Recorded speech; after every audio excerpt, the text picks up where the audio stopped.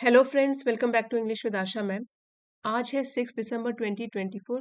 The Hindu newspaper से ये वाला आर्टिकल रीड करेंगे, डिटेल में इसको समझेंगे, साथ ही difficult word meanings, grammar, comprehension और रीडिंग स्किल्स को एनहेंस करेंगे।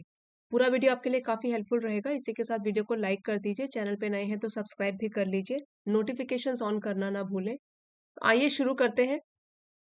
अप्रोर, अप्रोर in house over Hindi.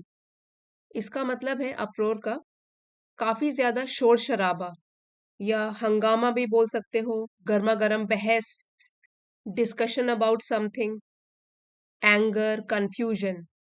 House means सदन में, हिंदी को लेकर, ओवर हिंदी, हिंदी भाषा को लेकर, हिंदी एंड संस्कृत नेम्स, संस्कृत के नाम, फॉर न्यू बिल्स, नए बिल्स के लिए।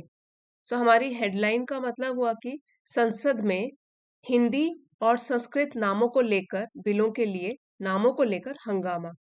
अब ये ब्रैकेट में आर्टिकल की सब हेडिंग है, ऑपोजिशन टारगेट्स गवर्नमेंट।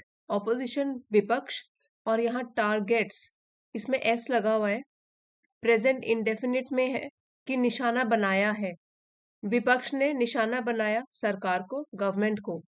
ये वर्ब है यहाँ पर, एलेजेस हिंदी इम्पोजिशन।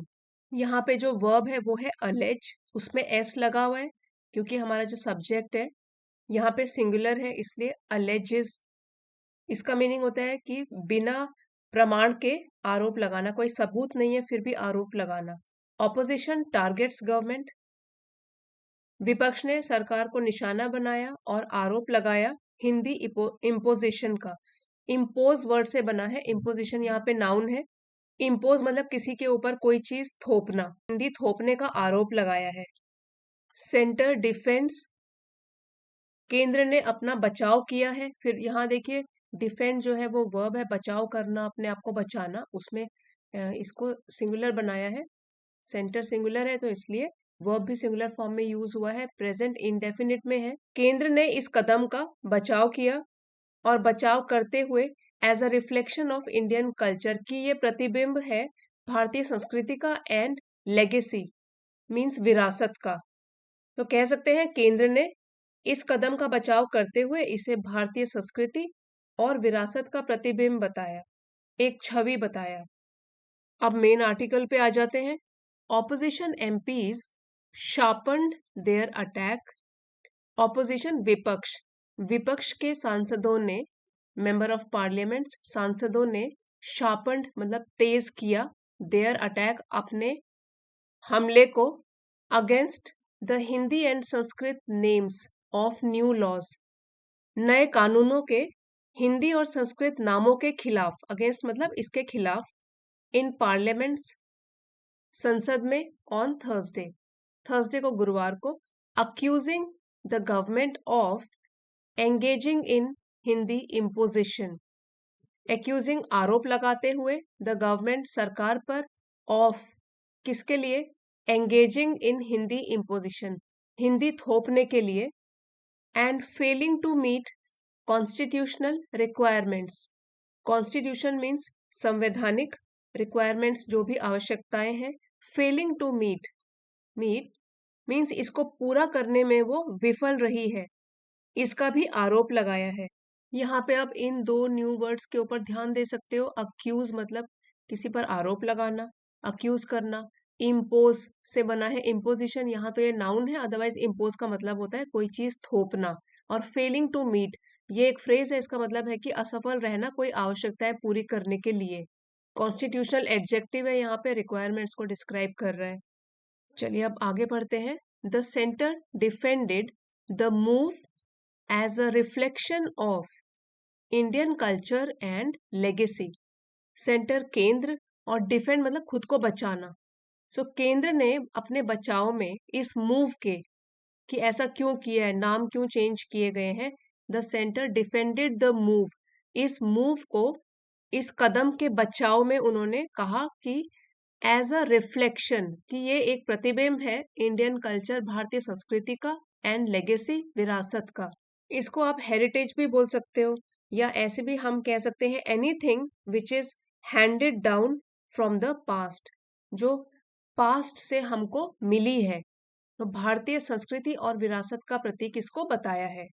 यहाँ पे आप डिफेंड को अंडरलाइन कर सकते हैं, लिख सकते हैं। डिफेंड मतलब अपने बचाव में, रिफ्लेक्शन हो गया उसका प्रतिबिंब, उसका एक रूप, और लेगेसी हो गया विरासत, जो हमको पुराने लोगों से मिला है या पुराने टाइम से मिला है।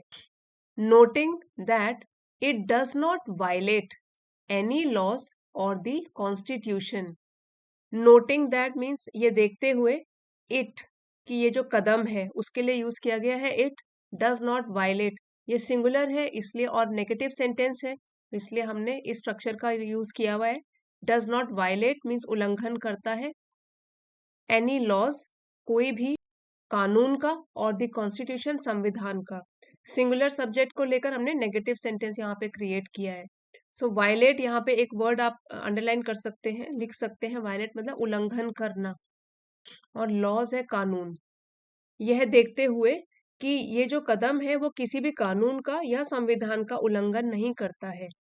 The parliamentary fight on the issue sparked by Tuesday's debate on the Bharatiya Vayuyan विधेयक। अभी ये सेंटेंस खत्म नहीं हुआ है, यहाँ पे डैश डाला हुआ है, कंटिन्यू हो रहा है, अभी इतना समझ लेते हैं पहले। स्पार्क्ड बाय मतलब शुरू हुई, उत्पन्न हुई, जैसे स्पार्किंग शुरू होती है, तो उसी के ही रूप में यूज किया गया है कि उत्पन्न हुई ये ट्यूसडे मंगलवार के डिबेट चर्चा से, ऑन भारतीय Vayuyan Vidheyak Vidheyak which can be translated as the Indian aircraft bill, जिसको कि हम ट्रांसलेट करके बोलते हैं Indian aircraft bill, continued for a third straight day. वो जारी रही लगातार तीसरे दिन भी। ट्यूसडे को यह विवाद शुरू हुआ था और जो जारी रहा थर्ड डे पर भी। YSRCP MP S Niranjan Reddy said there was a constitutional requirement against using a Hindi title for a bill whose content is in English. S Niranjan Reddy ने कहा कि there was a constitutional requirement, संवैधानिक requirement मतलब आवश्यकता है, against के खिलाफ, हिंदी का टाइटल, हिंदी का शीर्षक यूज करना उस बिल के लिए जिसका खुद की सामग्री है, कंटेंट है, वो इंग्लिश में है। सिर्फ टाइटल उसका चेंज कर देना हिंदी में, ये ठीक नहीं है। अब कोटेशन मार्क्स में है, ये किसी के खुद के वर्ड्स हैं, ही सेड, तो उनके ही वर्ड्स यहाँ चल रहे हैं। We are now going to have the possibility of a constitutional court, a high court or the supreme court. Now going to have possibility मतलब संभावना, अब संभावना है होने की, ऑफ अ कॉन्स्टिट्यूशनल कोर्ट एक संवैधानिक न्यायालय, हाई कोर्ट उच्च न्यायालय और सुप्रीम कोर्ट सर्वोच्च न्यायालय, इसके होने की संभावना है। स्ट्राइकिंग डाउन दिस पार्ट, जो इस पार्ट को रद्द करेगा।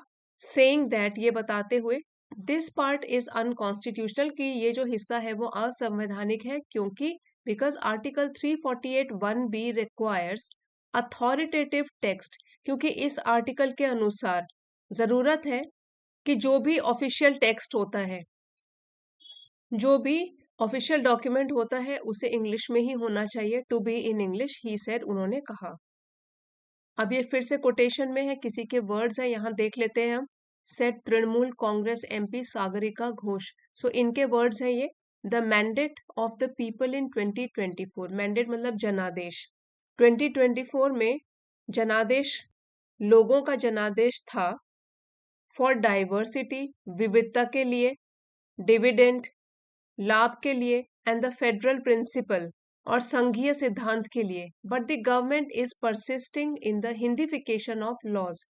परसिस्टिंग मतलब किसी काम को मना करने के बाद भी करते रहना, to continue doing something even when other people say you are wrong.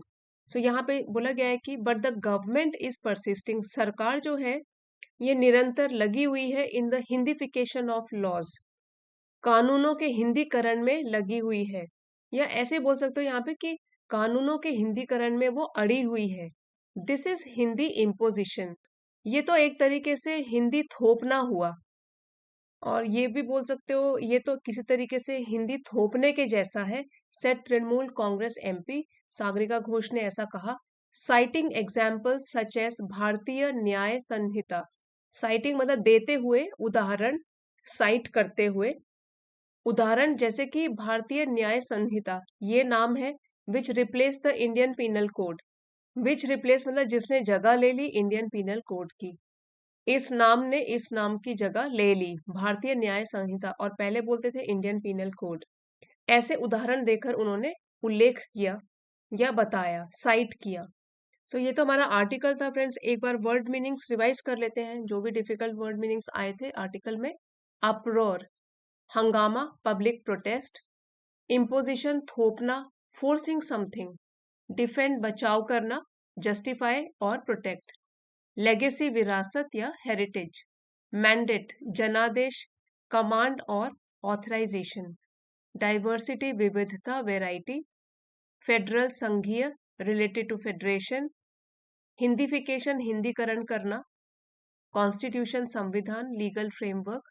Authoritative, आधिकारिक या ऑफिशियल। सो फ्रेंड्स अब एक बार पूरा आर्टिकल पढ़ लेते हैं without the help of Hindi. uproar in houses over Hindi Sanskrit names for new bills. Opposition targets government, alleges Hindi imposition.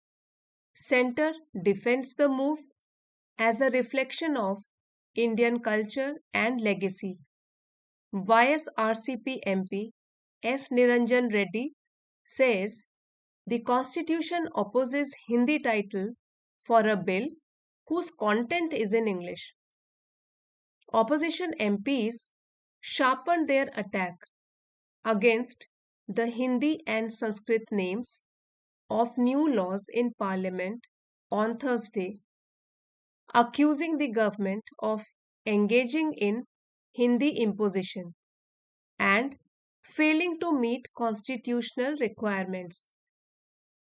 The centre defended the move as a reflection of Indian culture and legacy, noting that it does not violate any laws or the constitution. The parliamentary fight on the issue, sparked by Tuesday's debate on the Bharatiya Vayuyan Vidhayak, which can be translated as the Indian Aircraft Bill, continued for a third straight day. YSRCP MP S. Niranjan Reddy said there was a constitutional requirement against using a Hindi title for a bill whose content is in English. We are now going to have the possibility of a constitutional court, a high court, or the Supreme Court striking down this part, saying that this part is unconstitutional because Article 348(1)(b) requires authoritative text to be in English. He said, the mandate of the people in 2024 was for diversity, dividend, and the federal principle. But the government is persisting in the Hindification of laws. This is Hindi imposition, said Trinamool Congress MP Sagarika Ghosh, citing examples such as Bharatiya Nyaya Sanhita, which replaced the Indian Penal Code. I hope friends आज का article आपके लिए helpful रहा होगा। अगर video पसंद आए हैं तो प्लीज़ लाइक शेयर और सब्सक्राइब ज़रूर कीजिएगा। Thank you for watching. अगले वीडियो में मिलते हैं।